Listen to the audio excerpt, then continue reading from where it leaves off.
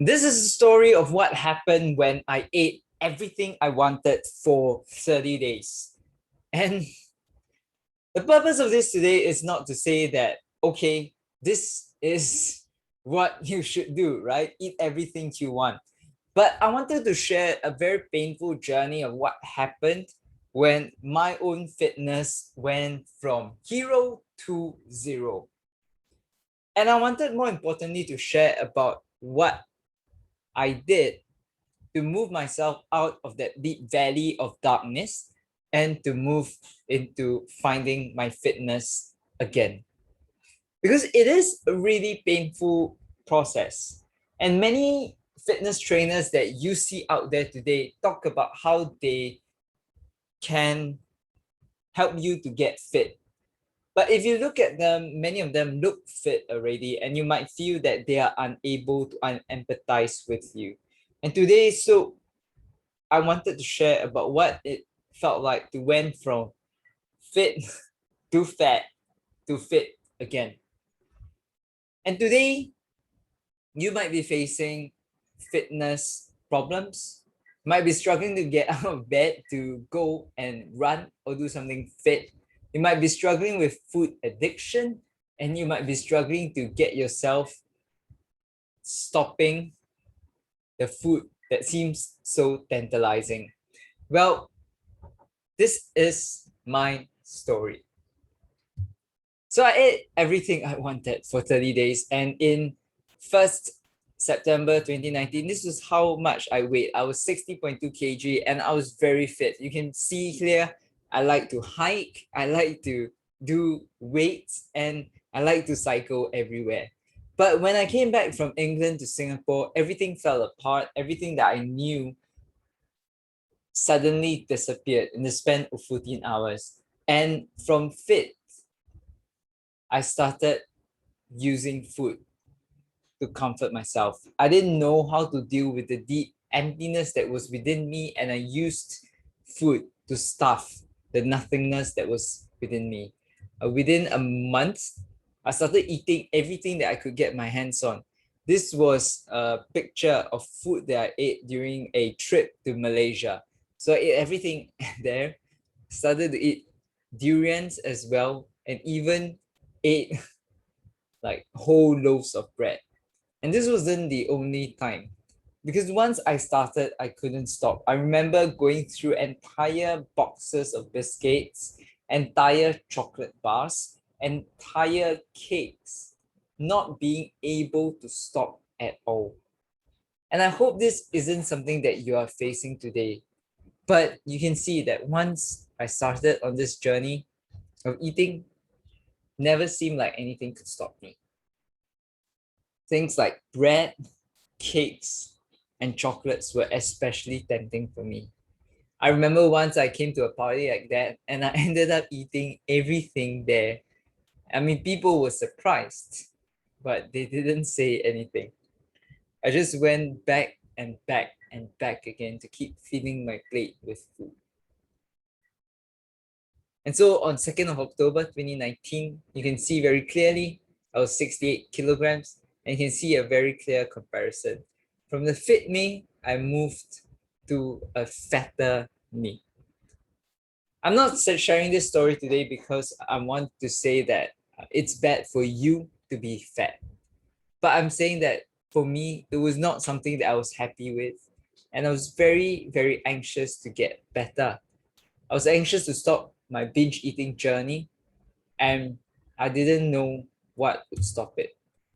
And so you can see from this graph that from the weight of 60.2 kg, I went to 68 to 68 to 68, and nothing I did seemed to change. I went for gym classes, I went to read books, I went to hire a coach. I spent a lot of money trying to get fitter, but nothing seemed to really work. I was getting really desperate, and I was wondering how to even change this. Could anything even change? And maybe this is to you today. You've tried way after way. You've tried every fitness fad. You're watching YouTube videos. You're trying everything that you know. Day after day, you step on your weighing scale and you wonder, oh my, nothing is changing. And then you wonder, okay, should I even be trying? Well, here is what helped for me. The three things that helped. Firstly, I learned that this was self-flagellation. Stuffing myself with food was setting me on a journey where I was judging myself, flogging myself with food. And at the end of the day, each time I would ask myself, why am I torturing myself with food? Food is supposed to be enjoyed. But yet, after I ate something like bread or chocolates, I'll find myself not being able to enjoy it, but I'll find myself asking, or telling myself, oh my, what a loser. I'll start criticizing myself. And maybe today you find yourself on such a journey where you are eating something, and instead of enjoying it, you find yourself concerned about the calories. You're looking at the back of the nutrition pack and you're wondering, like, how fat am I going to be at the end of the day? And you step on the scales every morning and you look down and you say, oh my, this is horrible. And we start saying yourself these things, you find yourself unable to find any peace within yourself. So you find yourself stuffing nothingness and going on this vicious cycle, this doom loop where you are criticizing yourself, judging yourself, and flogging yourself again with more food. There is an antidote to that. Instead of going on this vicious cycle, you can go on a virtuous cycle.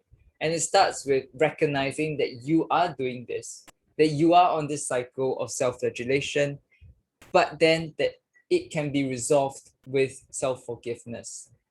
One of the things that I found really helpful for me was in terms of forgiving myself each time I binged on food. I would write a letter of forgiveness to myself and be clear that I was okay with this.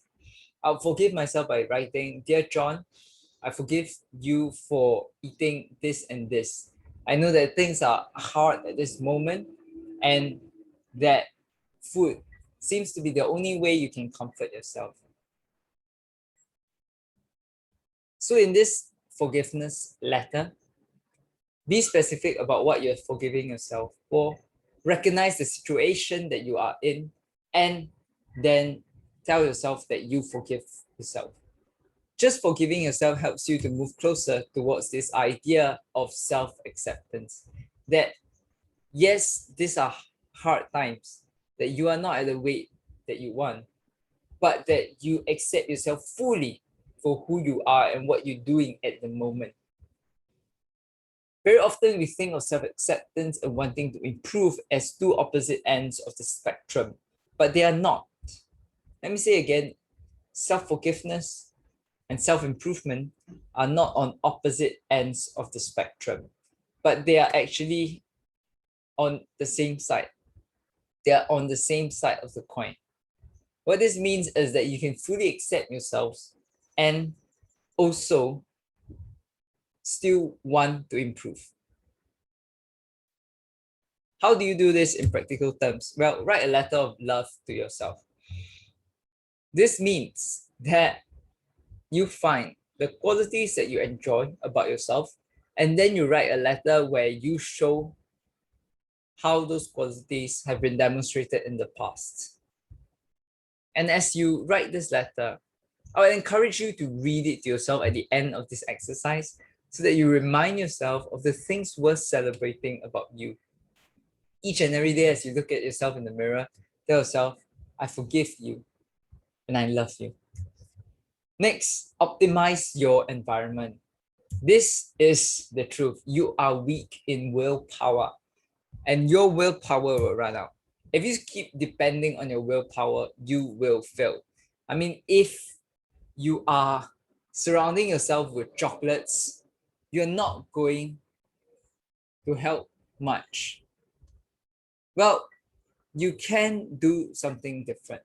Stop buying these things and encourage your family members or those who you stay with that you are currently struggling with food. And tell them very honestly that if possible, they might not want to buy these things. And so that helps you to move away from depending on your willpower to optimizing the environments around you for your eventual success.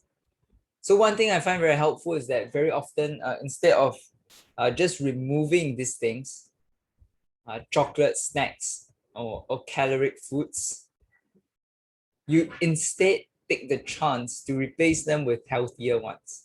So for example, every time you find yourself standing in front of the mirror, standing in front of the fridge, trying to look for something to eat, replace it with a positive action. So for example, go to the fridge, put a bottle of water there and drink it. That helps you tremendously in terms of moving away from previously negative habits like grazing through a Kit Kat bar or a chocolate bar, but instead just drinking water. You see, when I was in England, I had not much choice. So I ended up cooking these things. And I think this shows a very simple example of optimizing your environments. If you buy stuff like chocolates, you are going to be tempted by them. But if you buy stuff like this that look unappetizing, but are healthy, vegetables, carrots, fruits, you are setting yourself on the way to success. Lastly, is what you don't do that matters. Let me say this again, is what you don't do that matters. Know your triggers. There are certain foods that would trigger you. Foods like bread, chocolates. For different people, it is a different thing. But it's to know yourself and to know your triggers and to cope around those triggers. Don't do them, don't touch them. And eventually, you will find yourself succeeding in your own journey. You know, there's a happy ending to this story. But today, wherever you are in your journey of fitness, in your journey